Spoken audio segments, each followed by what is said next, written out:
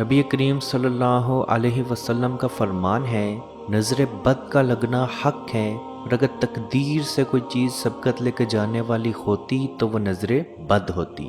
اور جب تم میں سے کسی سے بھی غسل کا مطالبہ کیا جائے تو وہ غسل ضرور کرے۔ اما عائشہ رضی اللہ عنہا کہتی ہیں، جس شخص کو کسی کی نظر بد لگ جاتی تو اسے غسل کرنے کا حکم دیا جاتا، پھر اس پانی سے اس مریض کا غسل کرا دیا جاتا۔ حضرت ابو امامہ رضی اللہ عنہ کہتے ہیں کہ میرے باپ سہیل بن حنیف رضی اللہ عنہ نے غسل کا ارادہ کیا، اور جب اپنی قمیض اتاری تو عامر بن ربیعہ رضی اللہ عنہ ان کی طرف دیکھ رہے تھے۔ کیونکہ میرے والد کا رنگ انتہائی سفید تھا اور جلد بہت خوبصورت تھی، عامر نے دیکھتے ہی کہا، میں نے آج تک اتنی خوبصورت جلد کسی کنواری لڑکی کی نہیں دیکھی۔ ان کا یہ کہنا تھا کہ سہیل کو شدید بخار شروع ہو گیا۔ چنانچہ آپ صلی اللہ علیہ وسلم کو یہ تمام قصہ بتایا گیا، اور آپ کو یہ بھی بتایا گیا کہ سہیل کی حالت بہت زیادہ خراب ہے، اور وہ اس حد تک خراب ہے کہ وہ اپنا سر تک زمین سے نہیں اٹھا سکتا۔ آپ صلی اللہ علیہ وسلم نے پوچھا، کیا تمہیں کسی پر شک ہے کہ تمہیں کسی کی نظر بد لگی ہے؟ تو فرمایا، عامر بن ربیعہ پر شک ہو سکتا ہے۔ سو آپ صلی اللہ علیہ وسلم نے انہیں بلوایا اور ناراضگی کا اظہار کرتے ہوئے فرمایا، تم میں سے کوئی کیوں اپنے بھائی کو قتل کرتا ہے؟ کیا تم بارک اللہ نہیں کہہ سکتے تھے؟ اب اس کے لیے غسل کرو۔ عامر رضی اللہ عنہ نے اپنا چہرہ، ہاتھ، کوہنیاں، گھٹنے، پاؤں اور چادر کے اندرونی حصے دھوئے، پھر اس پانی کو سہیل رضی اللہ عنہ کے اوپر بہا دیا گیا اور سہیل رضی اللہ عنہ شفا یاب ہو گئے۔ عزیز دوستو، اس غسل کا طریقہ کچھ یوں ہے، جس آدمی کی نظر بد لگی ہو اس کے سامنے ایک برتن رکھ دیں جس میں وہ سب سے پہلے کلی کرے اور اس پانی کو برتن میں گرائے، پھر اس کے بعد اپنا چہرہ دھوئے، پھر بائیں ہاتھ کے ذریعے اپنی دائیں ہتھیلی پہ پانی بہائے، پھر دائیں ہاتھ کے ذریعے اپنی بائیں ہتھیلی پہ پانی بہائے، پھر دائیں کوہنی، پھر بائیں کوہنی، پھر اسی طریقے سے دائیں کوہنی کو دھوئے اور پھر بائیں کوہنی کو دھوئے، پھر بائیں ہاتھ کے ذریعے اپنا دایاں پاؤں دھوئے، پھر دائیں ہاتھ کے ذریعے اپنا بایاں پاؤں دھوئے، پھر اسی طرح اپنے گھٹنوں پر پانی بہائے، پھر اپنی چادر یا شلوار وغیرہ کا اندرونی حصہ دھوئے، اور اس بات کا پورا خیال رکھے کہ وہ تمام پانی اس برتن کے اندر ہی گر رہا ہے۔ اس کے بعد جس شخص کو اس کی نظر بد لگی ہو اس کے سر کی پچھلی جانب سے وہ پانی ایک ہی بار بہا دیا جائے، یعنی جس شخص کے اوپر نظر بد لگی ہے اس کی کمر کے اوپر آپ نے یہ ایک ہی بار پانی بہا دینا ہے۔ عزیز دوستو، یہ طریقہ تب ہے جب آپ کو معلوم ہو کہ آپ کو کس کی نظر بد لگی ہے، لیکن اگر آپ کو نہ معلوم ہو کہ آپ کو کس کی نظر بد لگی ہے یا کتنے لوگوں کی آپ کو نظر بد لگی ہے، تو آپ کسی سے اپنے اوپر دم بھی کروا سکتے ہیں۔ دم کرنے کے لیے اپنے دائیں ہاتھ کو اپنے سر پہ رکھیں، یا اگر کسی سے دم کروا رہے ہیں تو اس کا دایاں ہاتھ اپنے سر پہ رکھیں، اور سورہ قلم کی آیت نمبر 51 یعنی کہ 51 اور آخری 3 کل جن میں سورہ اخلاص، سورہ فلق اور سورہ ناس، ان تمام کلمات کو آپ نے 3 مرتبہ پڑھنا ہے اور اس شخص کے اوپر دم کر دینا ہے۔ یہ عمل آپ نے کم از کم 3 دن تک صبح و شام ضرور کرنا ہے۔ انشاءاللہ بحکم خدا آپ کی نظر بد مکمل طور پہ ٹوٹ جائے گی۔ مولانا عبدالسلام فرماتے ہیں کہ یہ واقعہ میرے اپنے گھر میں ہوا۔ ایک شخص اپنی بوڑھی والدہ کو لے کے میرے گھر آیا اور میرے پاس بیٹھ گیا اور مجھے اپنی والدہ کے متعلق کچھ بتانے لگا، اور اس کی والدہ میرے گھر والوں کے پاس چلی گئی۔ میں نے انہیں واپس بلوایا اور ان پہ دم کیا اور وہ دونوں واپس چلے گئے۔ میں اپنے گھر داخل ہوا تو کیا دیکھتا ہوں کہ میرے گھر میں کیڑے ہی کیڑے ہیں۔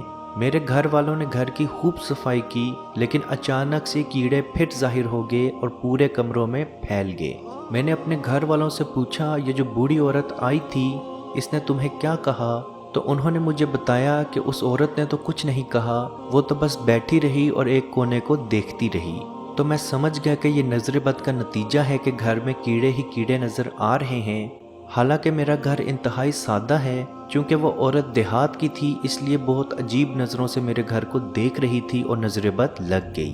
میں نے پانی منگوایا، اس پر نظر بد والا دم کیا اور گھر کے تمام کونوں میں چھڑک دیا، اور تھوڑی ہی دیر کے بعد وہ کیڑے وہاں سے خود بخود غائب ہو گئے اور گھر دوبارہ پرانی حالت میں واپس آ گیا۔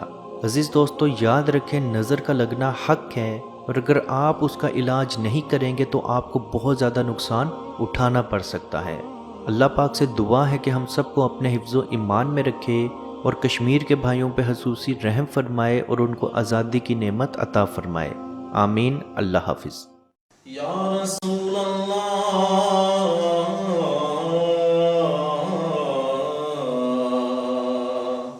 انظر حالنا، یا حبیب اللہ اسمع قالنا، اننی فی بحر غم مغرق ہز یدی سہل لنا اشقالنا۔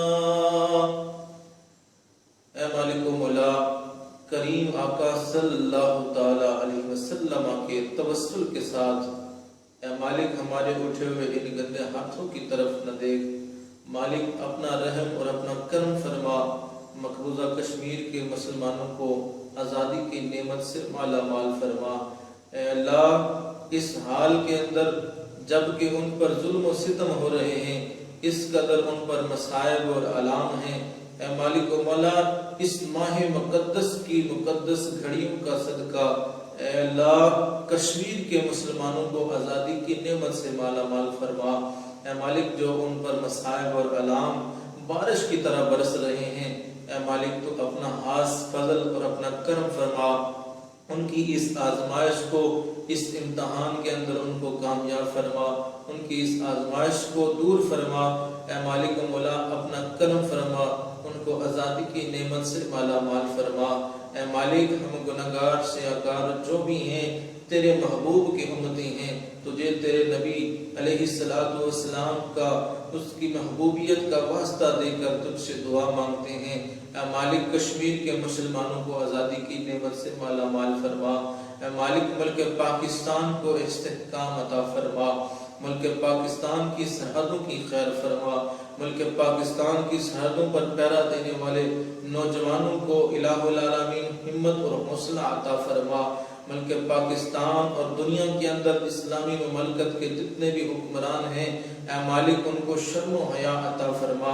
اے مالک، ان کو کفار کی آنکھوں میں آنکھیں ڈال کر بات کرنے کا حوصلہ اور ہمت عطا فرما۔ اے مالک و مولا، اسلامی ملکوں کو اکٹھے ہو کر اے مالک و مولا کشمیر کی سلامتی کے لیے، حق ارادیت کے لیے آواز اٹھانے کی توفیق عطا فرما۔ اللہم ربنا تقبل منا انکا انت السمیع العلیم وتب علینا یا مولانا انکا انت التواب